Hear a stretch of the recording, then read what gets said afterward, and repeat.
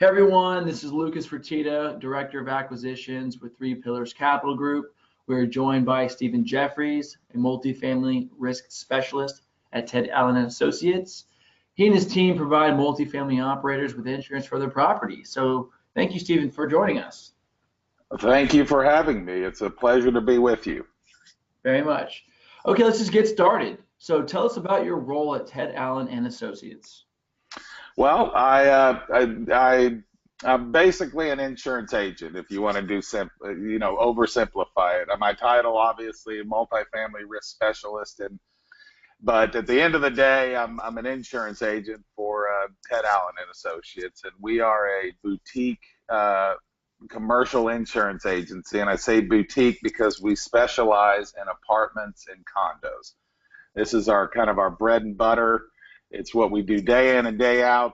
The firm was founded in 1967, and we've had that specialty, ever since. So they, call it a multifamily risk specialist because that's basically most of the properties that we insure, and that's why we're stuck with that title, I guess. Very good, very good. Yeah. All right, so this is a two-part question. How many multifamily units would you say that you guys cover right now, and how wide is your reach across the United States?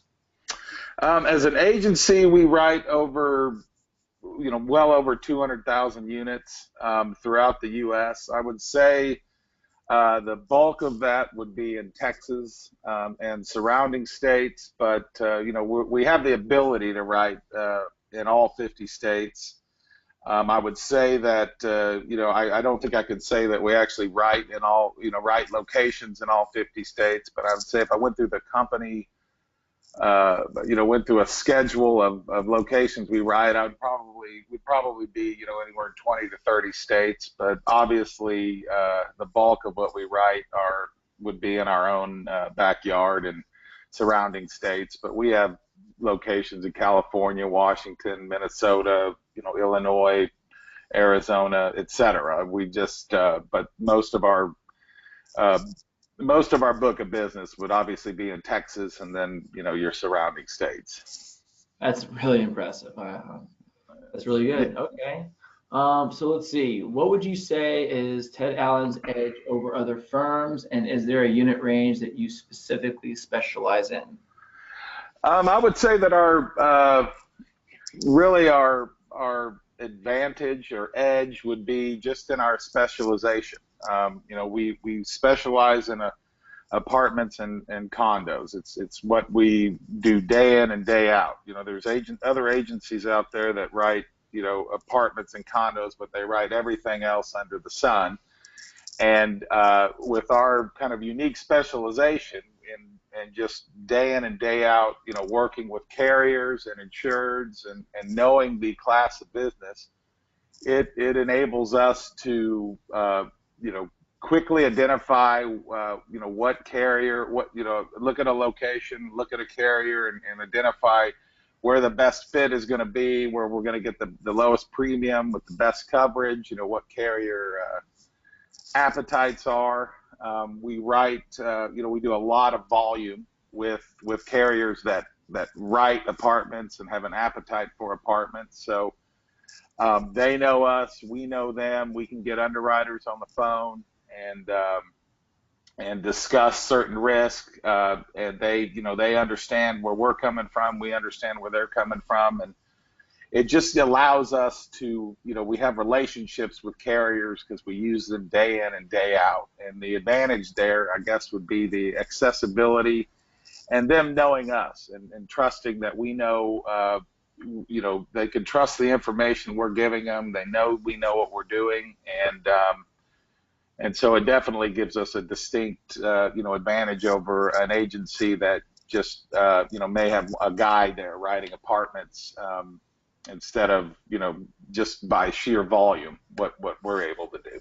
Okay, so is there like a specific unit range or a minimum that you focus on, or is it just kind of all unit counts? Well, I would say we get really, really good when you're, I would probably say 100 units or more, even if it's a single shot location or a schedule of locations. But I have clients that are, have 10 units. I have clients that have 20 units, 50 units.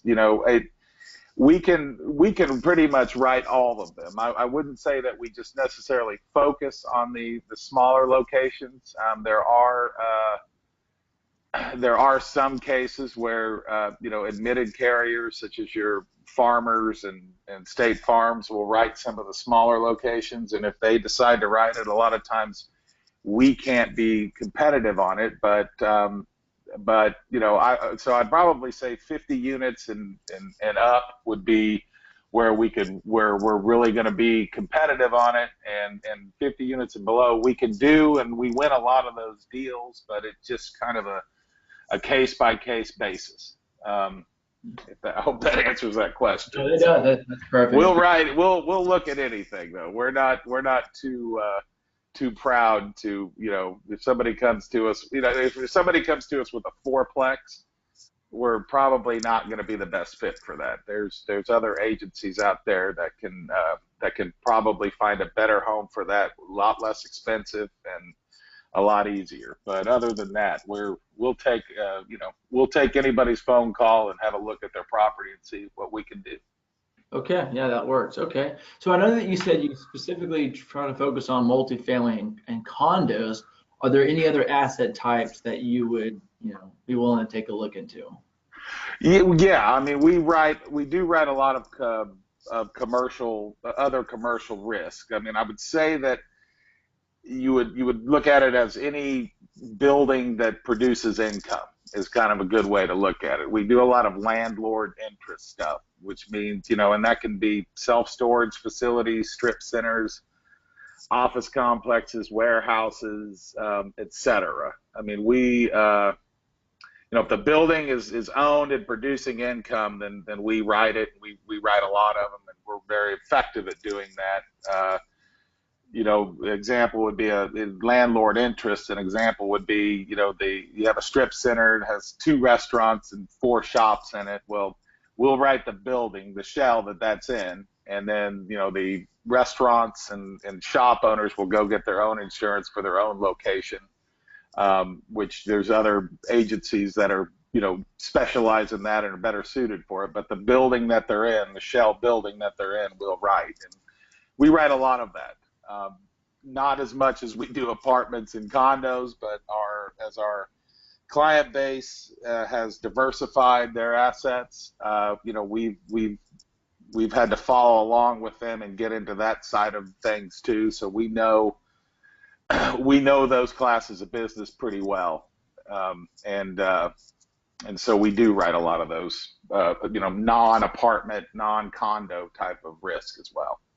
That makes perfect sense. Okay, good. So obviously, you mentioned that you are more of a nationwide firm. What specific markets do you focus on? Markets being, well, the niche that we're in, I guess, apartments and condos. And then if you kind of look, I hope I understand the question, but it's if you kind of look within that niche of apartments, I would say our bread and butter within that would be your Class C and B apartment complexes. And those can be, a Class C would be, apartment complex, built garden style apartment complex built in, 1960 to 1980, would kind of fit into that mold, non-sprinklered.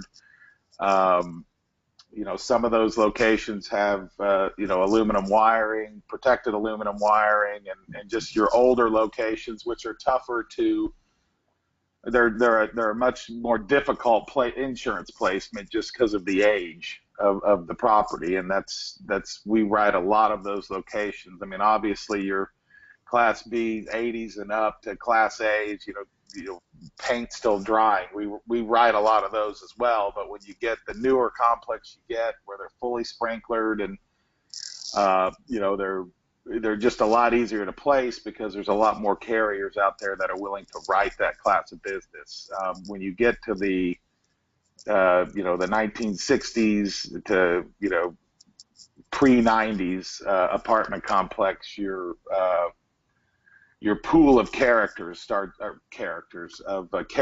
starts to diminish, and it just makes it a much tougher placement. So that would probably be our focus in the apartment niche that we're in, but we write them all. So, but Very good. that's Yeah, that's very good. Okay, so for all those like multifamily operators out there, would you say it's the best phase for someone who owns property when they start shopping for insurance? At what point in time of that escrow do they need to reach out to you and get quotes?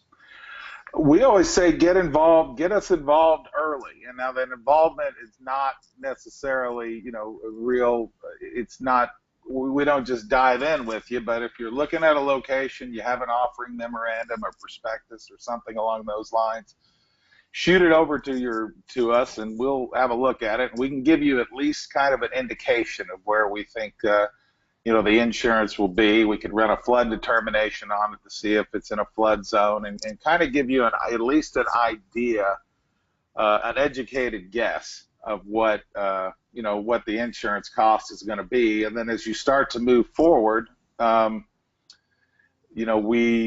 you start information gathering, and if you put a contract on it, the money goes hard, and you start moving along, we can start the information gathering kind of together, and it can be somewhat relaxed process up until the money goes hard and we really start looking for information about on the location. But early is always best.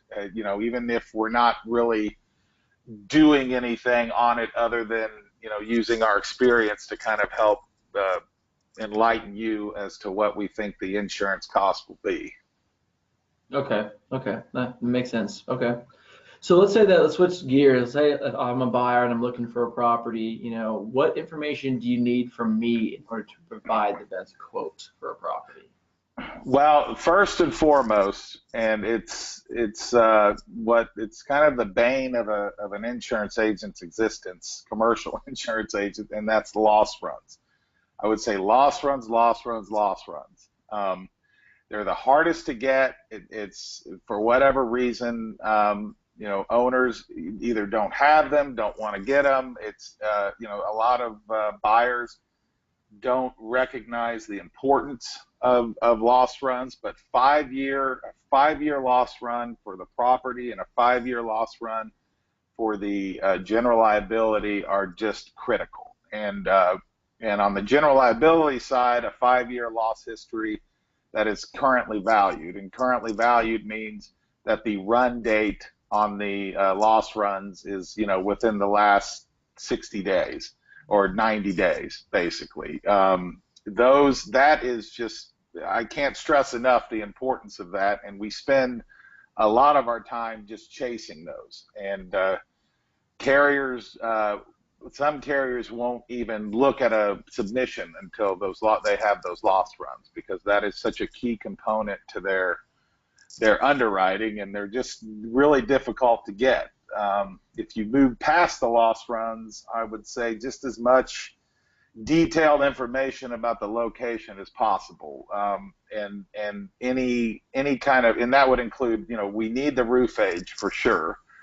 And if you can find out from the seller any updates, improvements they've done to the roof, the wiring, the plumbing, any kind of capital expenses that they've put into the property in the last 10 years, all of that information is invaluable. It'd be just for the simple fact that it makes the property look better in an underwriter's eyes, and they tend to, they'll rate it better. They feel, if an underwriter feels good about a property, he's going to pass that good feeling along in a rate that he's going to assign to it. And then you would also, need to know what financing you're shooting for. If it's going to be a Fannie Mae or Freddie Mac loan or any kind of syndication loan, your insurance requirements are going to be much different on that. And that's really important to know. If the location is in a flood zone, you're going to want elevation certificates for sure, so you can be as accurate as possible on what your flood quotes are going to come back with. And It'd also be nice, and this is something that it's not necessarily a an absolute, but it would be nice to have, if you could get current insurance certificates on the property or current insurance deck pages on that, that would be very helpful too, just to kind of give us a guide of what the location has been insured for, and and just kind of moving forward. And a lot of that's informational, but it also helps if you're having trouble getting loss runs from the seller. You can use the policy numbers and carrier information off of an insurance cert and go directly to the carrier and kind of try to speed up the process of getting loss runs. Okay. Yeah, that's a very thorough answer. I talk a lot, so I'm sorry. It's all good. Okay, so this next question is probably one of the most common questions people ask. When it comes to underwriting purposes for B and C properties, what would you say would be a good plug number to put in, maybe on a per door basis? That is always a question that's asked, and it's a tough question to answer. I mean, I would say that the short answer to that is in Harris County, I would plug in $500 a door. I think if you can make your numbers work with that, that's a realistic number to shoot for. A lot of cases we can come in below that, and sometimes it's above that. You don't know until you really start underwriting locations what the per door basis would be. If you're outside of Harris County, I would say 450 to 500 a door, and that's probably high, but I would always kind of estimate high and just be happy when it comes in lower. But the per door number, which is easily, you can get to it, I see why it's used from an insurance perspective, it's just not written that way. The property insurance is written by the square footage and of the location, and the GL is actually a per door number. But you can have the same 200 unit complexes, two of them sitting next to each other, and one of them has an average unit size of 700 square feet, and the other one has an average unit size of 950. Well, the per door on the 950 is going to be higher just because of the higher square footage. So, but I would say, Houston, you're good at 500. Now, this is excluding flood. This is would just be for your property, general liability, and excess. I would say 500 is a good number to use in Harris County, and then 450 to 500, outside of Harris County. Okay, yeah, that's very helpful. Thank you. Okay, let's say that for in the last 5 years for multifamily, how would you say insurance has evolved in that time frame? It's part of the evolution of multifamily insurance. It's just the carriers that come and go. It's a very tough business for insurance carriers, property carriers, and GL carriers to make money over the long haul. There are some carriers that know what they're doing and do it and actually make money, but a lot of them lose their shirts. And so you'll see a carrier that's really strong and really aggressive and writing a bunch of business, and then they will decide that they've had enough and they'll just pull out, especially pull out of the state of Texas. And on the general liability side, it's kind of the same way of doing things. They'll come in, they'll write a bunch of business, they'll lose their shirt, and they'll get out. So you're constantly changing carriers, and different carriers will pop in, and you've got to jump on that carrier when they have an appetite, and then you've got to be ready. When that carrier pulls out, you've got to move it to another. And the other thing that we're seeing a lot of outside of Harris County are percentage wind hail deductibles. Used to be just standard, pretty standard that you'd have like a 10,000 or 25,000 wind hail deductible, and because of all the wind hail that's occurred outside of Harris County, most carriers are starting to move to a percentage deductible, which none of the insureds are happy about it, and I get it, but it's kind of just becoming the new normal. And the other evolution that we've seen that's become standard in policies would be an actual cash value endorsement on property policies for the roofs, which basically means if a roof is over 10 or 15 years old, the carrier's not going to pay replacement cost on that roof. They're going to pay actual cash value at time of loss, and that is 5 years ago, I would say you barely saw that you saw it on a policy here and there, and now it's pretty much standard language in most policies out there. Okay. All right. Very good. So this next question is a two-part question. What do you see the most common reasons that insurance turns out to be more expensive than originally underwritten? And based on that, what percentage of deals end up falling through? The common reasons for insurance, for it to come in higher, the number one common reason is unknown losses. And what I mean by unknown losses is you never know what has happened. That's why the loss runs are so important, because you don't know what has occurred over the last 5 years at that location. And if you think this location, you get an indication, we think this location is going to cost this much, and then you get loss runs and it says that they've had a $300,000 fire or $1 million fire in the last 5 years. That's going to change the underwriting completely. Even with the ownership change, that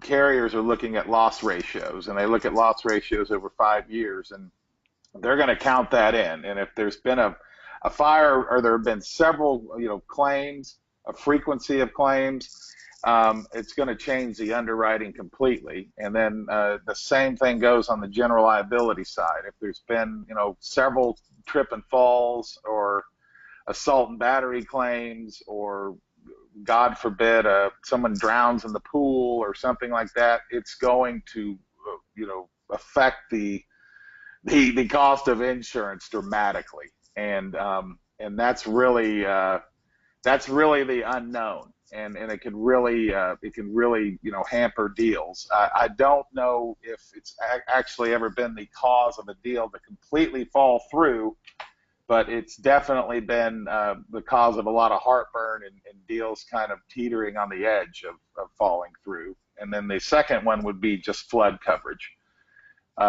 If flood coverage, if you need it, it can be very expensive, and that in turn, depending on what type of lender you have, if you have a Fannie Mae or Freddie Mac loan, you're going to have to buy excess flood. And I've seen flood, get up into $120,000, $150,000 for a 200 unit complex, and so that can really affect it. And I personally have not had any deals fall through because of that, but again, it's been they've almost fallen through, and I think some insureds have and clients have regretted buying the complex when they get down that road, because it's just very, very expensive. But those would probably be the two main reasons.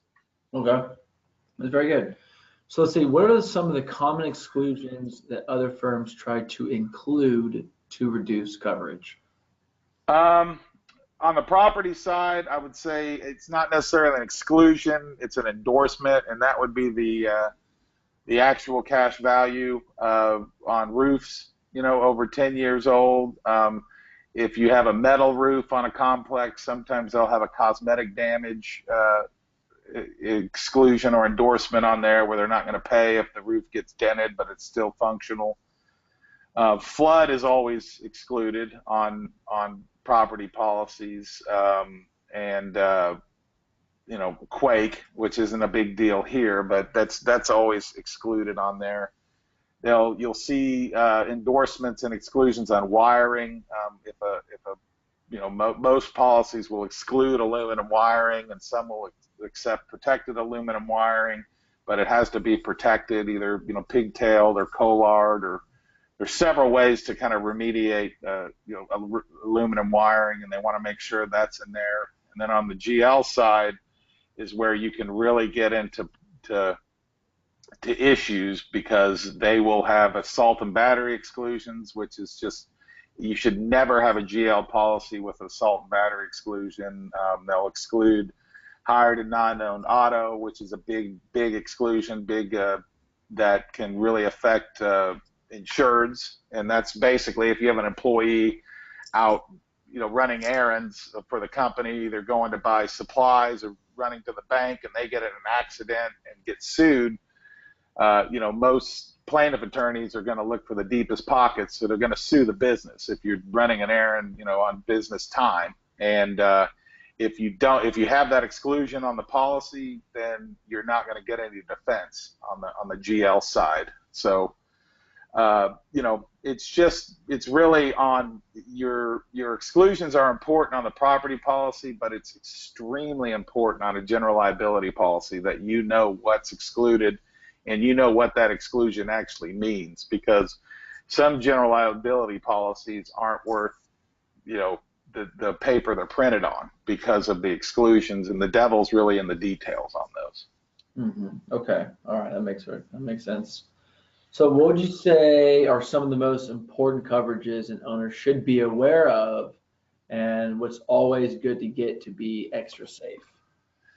On the property side, I would say ordinance and law coverage is a big one. It's basically what ordinance and law coverage does is it's composed of three parts, but it basically is there for the undamaged portion of a building. If you have a fire and you lose, let's say you lose 51% of the building, and the city is going to comes in and says, if you lose 51% of the building, you have to raise the entire building and build it new. Well, your property policy is only going to pay for the damaged portion, and your ordinance and law coverage is there to pay for the undamaged portion.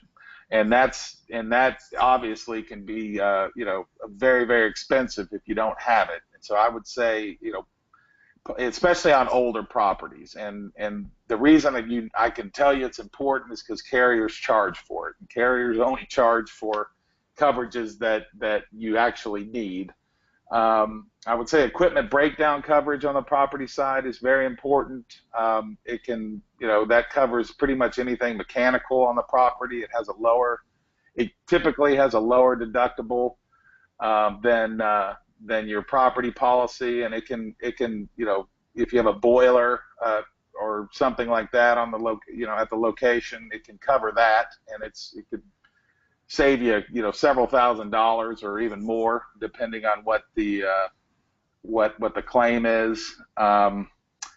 If you can avoid co-insurance, that's always a good thing. And then as mentioned before on the GL, I would say hired and non-owned coverage is really important because it's a definite exposure that businesses face that a lot of times your standard GL policy is not going to have it on there, and you need to, and they're going to charge you for it. And the reason they're charging you for it is because there's actually an exposure there. And I would say those are kind of just bullet point, what coverages I like to see on policies, and I try not to sell policies without them. So. Okay. Makes sense. All right, let's talk about flood insurance, since that's the most popular topic in Houston. Yes. Which flood zones require insurance and which are optional? Well, there's a lot of flood zones. I would say what you typically will see when you run a flood determination is if you get an X is considered a non-special hazard area. That is the area where it's not prone to flooding. I mean, obviously it can flood everywhere, as we found out last year with Harvey. A lot of X zones were, up to their roof in water, so it can flood anywhere. But an X zone is considered a non-hazard area, and most of the time you're not going to be required to buy any flood insurance through your lender. And then if you get an AE, an A, you can just run down the list, AO, all these different zones, those are all considered special hazard areas, and you're going to be required by lenders to buy flood coverage for those locations. Okay. All right. So Are you seeing operators get flood insurance when it's optional? Not really. I would say it's probably less than 20% have bought it when they're not required. I can tell you that a lot of our clients have requested that we run, we quote the flood. They just wanted to kind of see what the cost would be, but a lot of them in the end decide not to go with it. The one thing with flood coverage is it's a per building. It's through the NFIP, which is a government flood program, National Flood Insurance Program. It's run by the government, and it is a per building policy. So if you have a complex with 5 buildings, you buy 5 separate policies. There's a maximum of $500,000 available through the NFIP for that building, and so you're paying per building policies. And if you don't need flood, it could be anywhere from 400 to $1,000 per building. And if you've got a 18 unit complex, that can add up pretty quickly, and so a lot of insureds don't actually buy it, but they've certainly there certainly is a lot of inquiry about it. So Okay. All right. Let's see. What's your outlook for the multifamily insurance premium cost over the next, let's say, 2 to 3 years? I think on the property side, it's probably going to continue to rise because we're just getting more and more. The weather is getting more and more crazy. Obviously we had 2 major hurricanes hit the U.S. last year. Before that, we had a very, very quiet period between, I think Ike and that whatever, I can't think of the name of it, the hurricane that hit New York. Yeah. So we've had those hit, and then it goes dormant. But we've had a lot of wind and hail events, in the last 3 years. I mean, some of the biggest we've ever had. I mean, there was one in San Antonio, I think in 2016, that was 1.3 billion. And you can just kind of go down the list and look at, 400 million, 500 million. So if the weather keeps, doing crazy things, then I think they're going to continue to rise. It may not be, a dramatic, but I think it's all going to really depend on the weather and how many of these big catastrophic events, happen. And if we keep having 2 or 3 hurricanes hit the U.S., it doesn't really matter where. That's gonna definitely drive up prices, rates on the property side. And if we keep getting these giant hailstorms that are 200, 300, $500 million, a clip, then the rates are going to continue to rise. And on the GL side, the GL market right now has really gotten hard just because of the frequency of claims. When the economy tends to over the last 5 years, when we go into a recession, GL claims tend to rise, and I think the GL markets have been hit pretty hard. So I would say that those rates are going to probably continue to creep up a little bit too. And now if the weather just decides to relax for a little bit, then I definitely see the property rates dropping. And I know that outside of Harris County, like in Dallas, Fort Worth, Austin, San Antonio, those property rates have really gone up because they've had so many hail events that have occurred. So I would say to be conservative, they're going to continue to increase or just stay flat. But right now they're increasing. So. Well, very good. Well, hey, that wraps up our discussion today. I just want to see if there's anything else that you'd like to add or mention that would be useful for any multifamily operators out there. I would just say, take the insurance seriously. It's amazing to me when you look at a balance sheet, what insurance costs. I mean, it's a top 5 expense, and really know, it's good to have an agent that specializes in multifamily, whether it's Ted Allen and Associates or somebody else that actually knows the risk and understand what you're buying when you're buying an insurance policy, because you're really just buying a contract, and the words on the paper are what's going to drive, anything you paid for. The words on the paper, that's what you're buying. And so just keep in mind that insurance is very important, and if you have a claim, you want it to be paid, and you want it to be paid with as little money out of your pocket as possible. And from a general liability side, just always think defensibility. If make sure if something does happen on your property, that you're defensible. If you have broken lights, fix them. If you have potholes in the parking lot, get them filled. If you have cracks in the sidewalk that can create trip hazards, mark them and fix them, and just make yourself defensible, because even the best operators, if you're in business long enough, you're going to have a GL claim.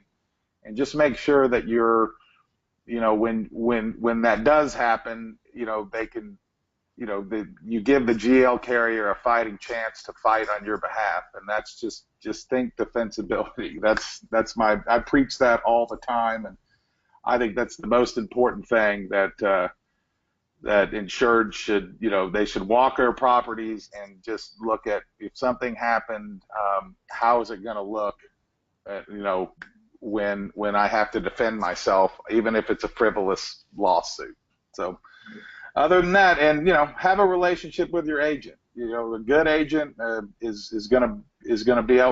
should be an ally of yours and an asset.